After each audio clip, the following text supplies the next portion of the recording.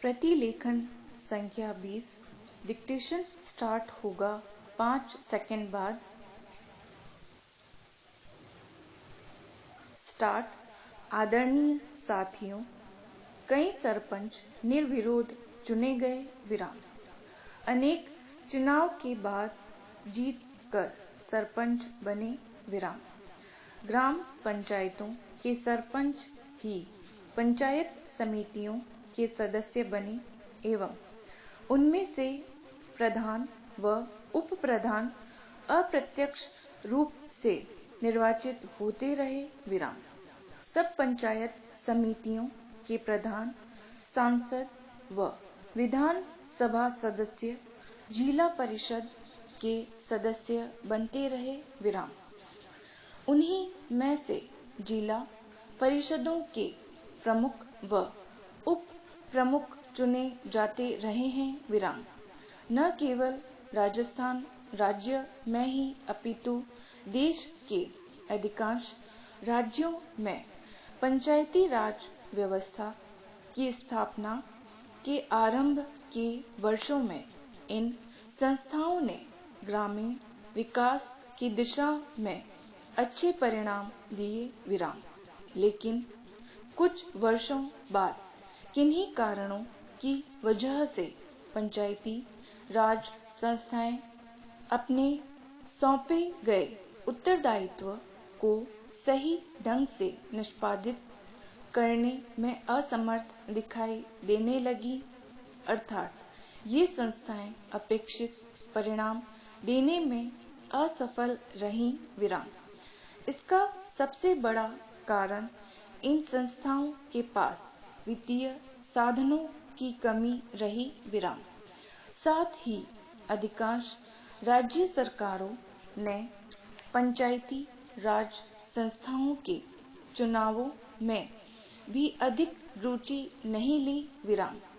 पंचायती राज संस्थाओं को अधिक गतिशील बनाने हेतु अशोक मेहता कमेटी ने सिफारिश की कि विकास कार्यक्रमों एवं योजनाओं को क्रियान्वित करने की जिम्मेदारी जिला परिषदों की हो। विराम। समिति के अनुसार पंचायतें 10-15 गांवों की मंडल पंचायतें हों तो अधिक सक्षम होंगी। विराम। ये मंडल पंचायतें ग्रामीण विकास योजनाओं को क्रियान्वित करेंगी। विराम। साथ ही समिति ने पंचायती राज संस्थाओं के चुनाव मुख्य निर्वाचन अधिकारी से करवाने की सिफारिश भी की। विराम।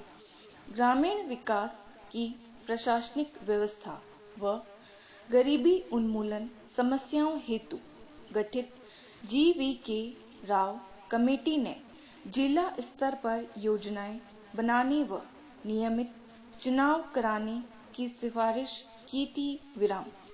देश की पंचायत राज व्यवस्था को सुदृढ़ व पुनर्जीवित करने हेतु गठित डॉक्टर लक्ष्मीमल सिंघवी कमेटी ने ग्राम पंचायतों को अतिरिक्त वित्तीय साधन देकर अधिक सक्षम बनाने पर बल दिया तथा साथ ही पंचायती राज संस्थाओं को संवैधानिक मान्यता दिए जाने पर भी विशेष बल दिया। विराम पैरा। देश में पंचायती राज संस्थाओं की बिगड़ती हुई स्थिति को ध्यान में रखते हुए पूर्व प्रधानमंत्री श्री राजीव गांधी ने पंचायती राज ढांचे को सुदृढ़ बनाने की कल्पना की थी और उन्होंने पंचायतों को अधिक अधिकार सौंपने तथा महिलाओं और कमजोर वर्गों की इन संस्थाओं में अधिक से अधिक भागीदारी देने की परिकल्पना की थी। विराम।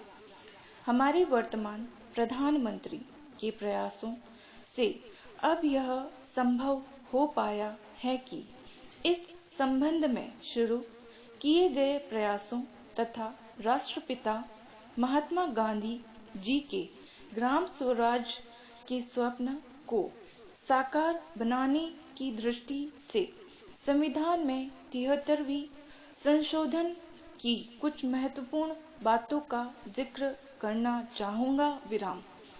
पंचायती राज संस्थाओं को प्रथम बार संवैधानिक दर्जा दिया गया। विराम।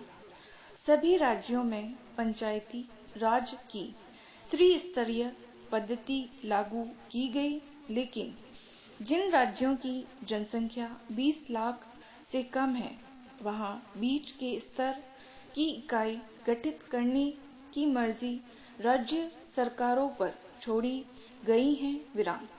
ग्राम सभा को वैधानिक दर्जा दिया गया। विराम। हर 5 वर्षों में अनिवार्य रूप से चुनाव होंगे। विराम। चुनावों की व्यवस्था एक स्वतंत्र चुनाव आयोग करवाएगा। विराम।